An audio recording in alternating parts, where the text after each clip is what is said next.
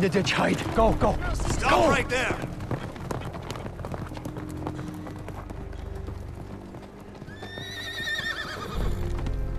What are you doing on the King's Row?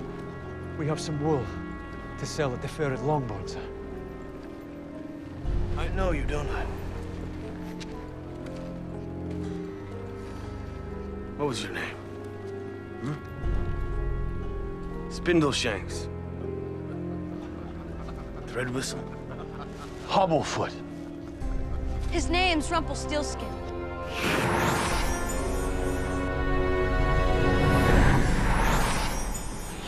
You need to choose a different path. Choose. What choice do I have? Everyone has a choice. What the show has always been about for us is hope. And that means that in looking through all these characters is finding something that is relatable, something understandable, something hopeful in all their lives, no matter how difficult they are. I'm the town coward. The only choice I have is which corner to hide in. When you see the Dark One and him interact and you see what he's being tempted with, it's all about this son he has. The only thing I've got is my boy. And it's all about this life of cowardice he's left. And they're going to take him away from me. This powerless life he's had, and how can he get power? If you take him away, I would truly become dust.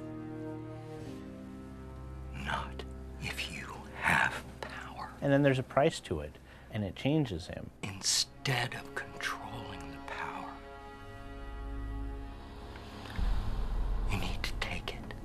He's not a mustache-twirling villain. He's a real man with real reasons for everything he does. We never wanted to have villains just be bad for bad's sake. We wanted them to really have understandably human wants and needs, and they just maybe go about them the wrong way.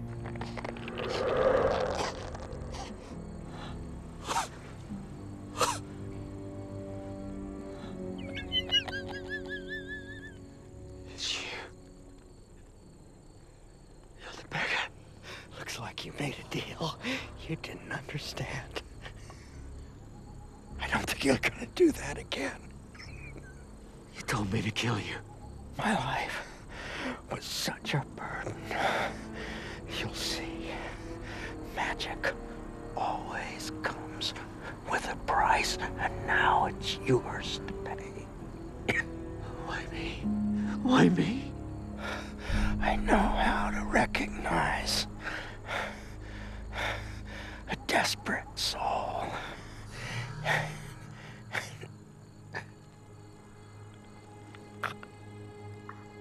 No.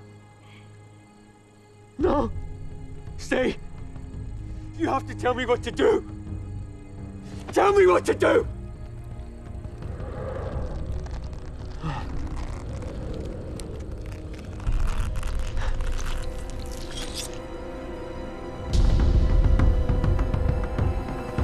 We've been huge fans of Robert's for years. We wrote the role for him. And I remember when we were shooting the pilot, Rumplestiltskin! the first time we shot a Rumple scene, you know, we didn't know what to expect. We didn't know what he was going to do with it, and we're all very excited to see it. And we're sitting watching at the cave location. Prince Charming! And he's in there, and the first time he became Rumple, everybody jumped. That's much better. We've come to ask you about the... Yes, I know why you're here. You want to know about the Queen's threat?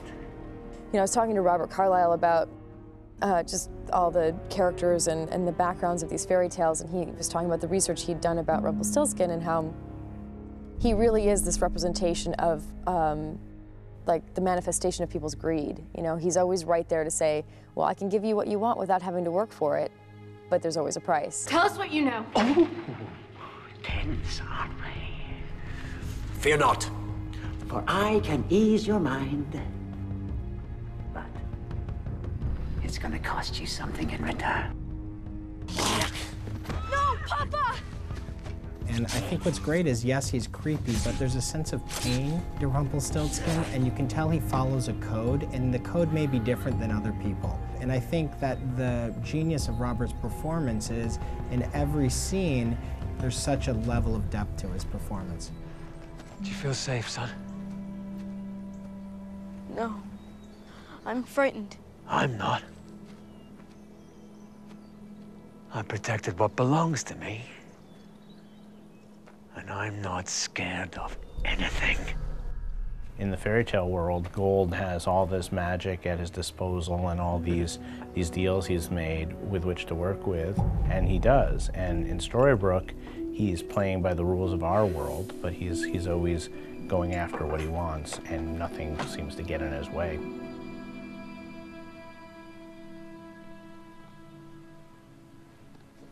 The sheriff's jacket.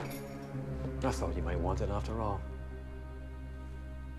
You do know I'm armed, right? It's all part of the act, my dear. Political theater in an actual theater. And you no one was going to vote for you unless we gave you some kind of extraordinary quality. And I'm afraid saving old Regina's arse from the fire just wasn't going to do that. We had to give you a higher form of bravery. They had to see you defy me. And they did. No way. There's no way you planned that. Everyone's afraid of Regina. And they're more afraid of me.